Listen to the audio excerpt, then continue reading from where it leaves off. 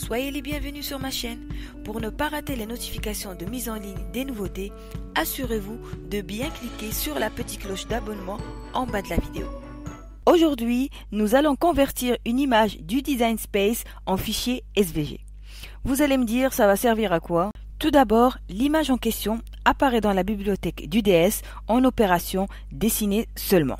C'est-à-dire que vous pouvez utiliser un marqueur, des stylos gel, des stylos calligraphie, etc. pour réaliser ce type de projet. Vous les reconnaîtrez dans la bibliothèque DS grâce à une petite icône en bas à gauche dans l'aperçu, contrairement aux autres images. Donc, lorsque vous faites une recherche dans la bibliothèque DS, vous avez la possibilité de faire un tri dans la rubrique type d'art. Vous pouvez faire votre tri selon 4 catégories d'art. Découper uniquement, dessiner seulement, impression puis découpe, découper et dessiner. Ça, c'était une parenthèse pour celles qui découvrent le Design Space. Et j'encourage vivement celles qui planifient d'acheter une machine Cricut d'essayer toutes les fonctionnalités avant même d'acheter leur machine. Je vous ai mis dans le descriptif le lien pour télécharger gratuitement le logiciel et vous entraîner avant le grand jour. Donc pour en revenir à notre tutoriel, le style d'image que nous allons utiliser, nous l'appellerons communément line art, en référence à la technique de dessin. Au fait, certaines images line art du DS, si ce n'est la totalité, ne peuvent être converties en découpe de base. Et c'est assez dérangeant, surtout si vous souhaitez découper du vinyle ou bien si vous n'avez pas d'imprimante à disposition. J'ai trouvé une petite solution pour résoudre ce problème et je suis sûre qu'elle va vous plaire. Ainsi, vous allez pouvoir utiliser la fonction découpe de base sur votre projet, mais aussi le sauvegarder sur votre PC sous format SVG. Pour ce faire, vous aurez besoin du logiciel Inkscape. Je vous ai mis en descriptif le lien pour le télécharger et l'installer sur votre ordinateur. Pour ce tutoriel, j'utilise la version 1.2 d'Inkscape, qui est vraisemblablement la dernière version à l'heure où j'enregistre cette vidéo. Et j'utilise la version 7.14.139 du Design Space.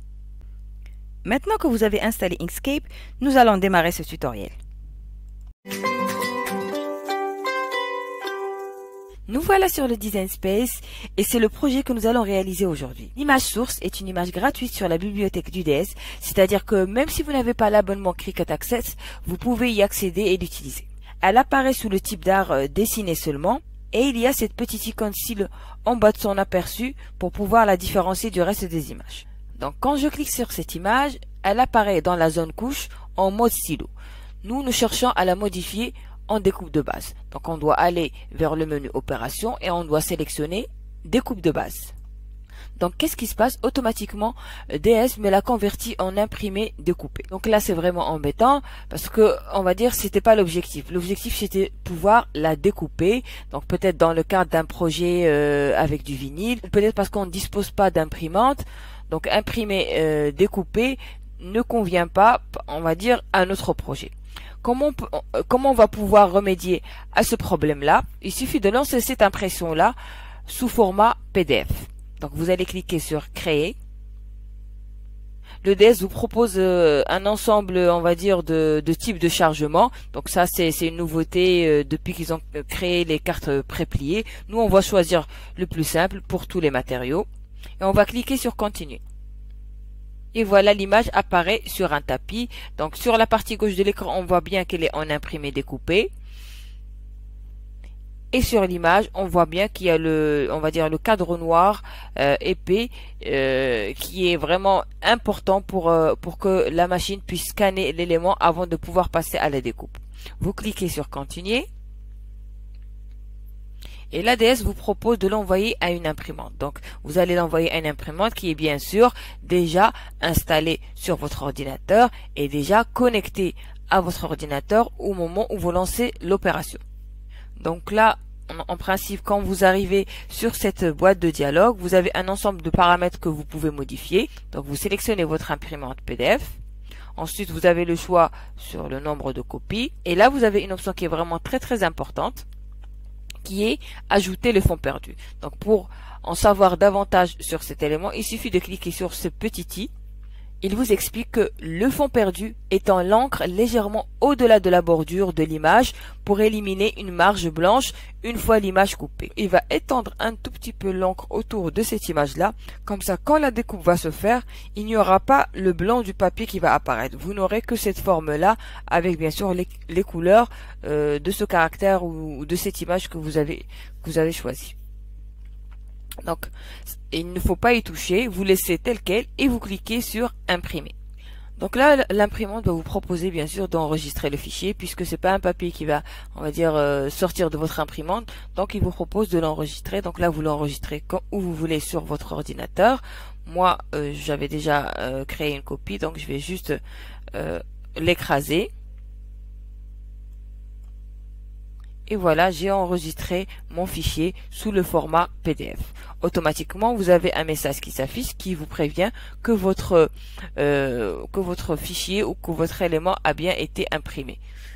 Bien entendu, dans le cas présent, il a bien été enregistré sous le format PDF sur votre PC. Donc maintenant, nous en avons fini avec le Design Space. Vous pouvez fermer le logiciel et on va ouvrir Inkscape et on se retrouve pour voir comment importer un PDF sur Inkscape.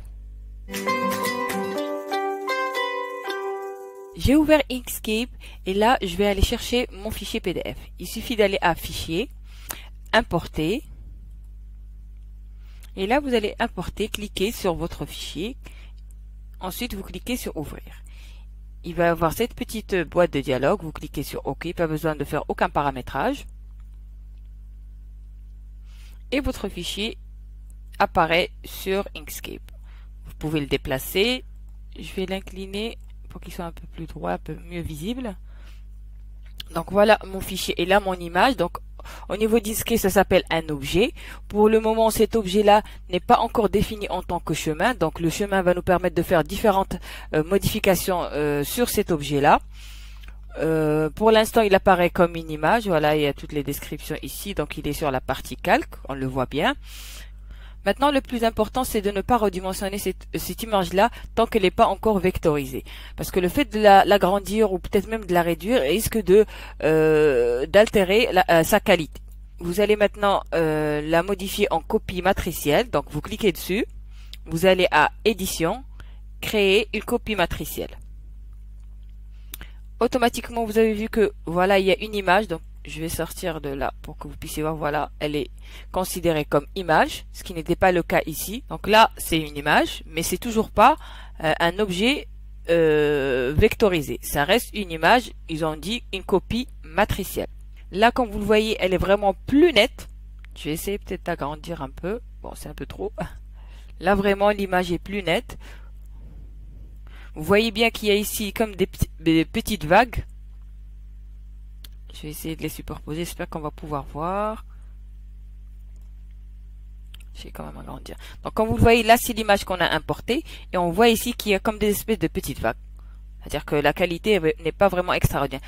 Contrairement à celle-là, où on voit que quand même il y a un peu moins de vagues, même s'il en reste toujours. Et surtout que les lignes sont plus lisses. Cette image-là qu'on a importée, on va maintenant la supprimer.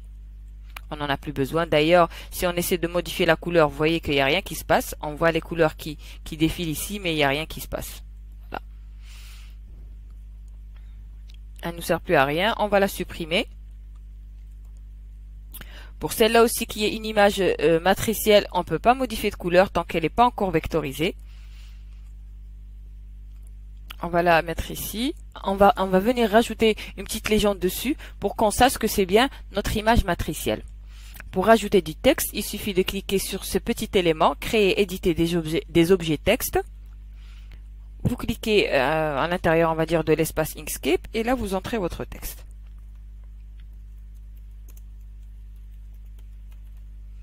Et voilà, c'est fini.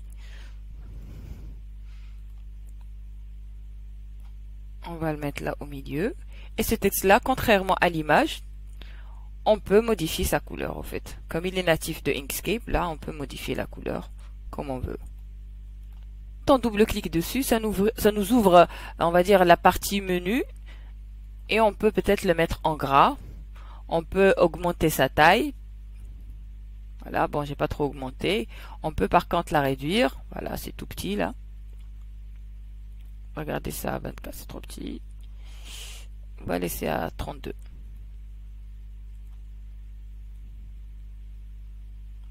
Notre texte ici, il est parfait.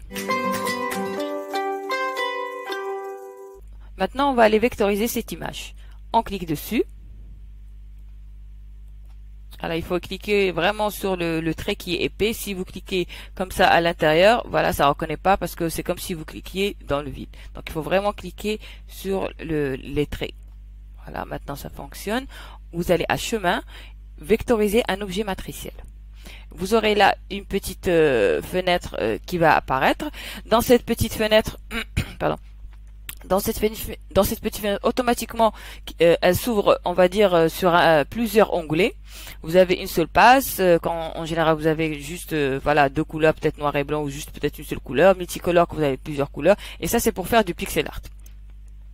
Automatiquement, il nous a donné, on va dire, un petit aperçu. Nous n'avons même pas besoin de modifier, on va dire, les paramètres. Au cas où vous utilisez une photo où peut-être les lignes seraient vraiment hyper fins, vous pouvez ici, avec le seuil, augmenter ou réduire. Donc là, elle va être totalement opaque parce que, au fait, voilà, les traits sont épais. Si on recule vraiment jusqu'au bout, elle va disparaître. Donc moi, je vais garder les paramètres que j'avais. Et voilà, mon image apparaît. Si vous inversez l'image, voilà ce qui se passe. On va la regarder comme ça. On va mettre à jour puisqu'on a fait des modifications. Donc si vous faites des modifications ici, il faut mettre à jour. Et vous appuyez sur appliquer. Automatiquement, si vous allez au niveau des calques, vous voyez que là c'est le texte que j'avais entré. Donc pour qu'il ne nous dérange pas, on va le mettre en arrière-plan. Donc vous cliquez dessus, vous venez ici, vous mettez descendre la sélection à l'arrière-plan. Et hop, il est parti en arrière-plan vers la fin de ma liste. Comme ça, j'ai mon objet vectorisé qui est en premier plan. Donc là, c'est l'élément qui a été créé suite à la vectorisation. Donc contrairement à l'image matricielle, elle apparaît bien sûr en tant qu'image. Je vais cliquer peut-être ici pour qu'on voit mieux. Donc là, c'est l'image matricielle. Elle a devant elle cette petite icône. Donc c'est une icône que vous pouvez retrouver même sur Internet des fois, ou quand il parle d'image, il vous montre une icône comme ça. Là, c'est une icône qui concerne tout ce qui est vectoriel. Donc notre image apparaît avec une icône qui concerne la vectorisation et sous le nom path qui veut dire chemin. Donc elle est passée d'objet à chemin. À partir de ce moment-là, on va pouvoir faire toutes les modifications qu'on veut avec ce modèle-là. Il suffit juste de le tirer à droite ou à gauche, comme vous voulez. Et là, voilà notre image vectorisée. On peut modifier sa couleur, contrairement aux autres. C'est parfait. On peut dire plus ou moins qu'on a fait une partie, on va dire, du travail. On n'a pas tout à fait fini. Nous allons voir aussi un autre type de vectorisation ou un autre résultat avec la vectorisation. On clique sur la copie matricielle. On va à l'onglet qui est toujours ouvert et on va choisir ici dans la liste déroulante détection de contours. Automatiquement, vous voyez ce qui se passe. On peut faire mettre à jour appliquer juste pour être sûr. Et là, on va venir tirer cet élément ici. Ce qu'on voit, c'est qu'il nous a détecté vraiment tous les contours. Là, peut-être, ça peut être utile sur un certain type d'image. Pour nous, ici, le résultat, franchement, il est pareil, puisqu'on a eu les contours qu'on voulait. C'est juste que ici, ils sont un peu plus visibles. On a vraiment l'impression que voilà, il y a les éléments sont distincts les uns des autres.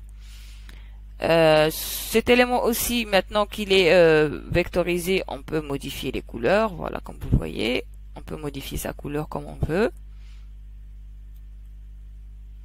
Je vais lui rajouter du texte. Donc je vais pas m'embêter, je vais CTRL-C, CTRL-V.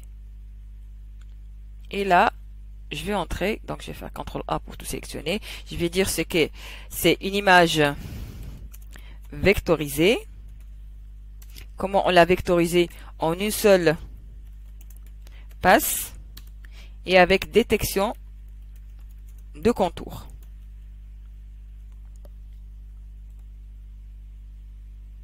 On sort du mode de création. On va venir la dupliquer, donc CTRL-C, CTRL-V. Ça, on va le mettre ici, comme ça. Ça sera toujours visible. Image vectorisée, une seule passe. Et là, seuil. seuil de luminosité.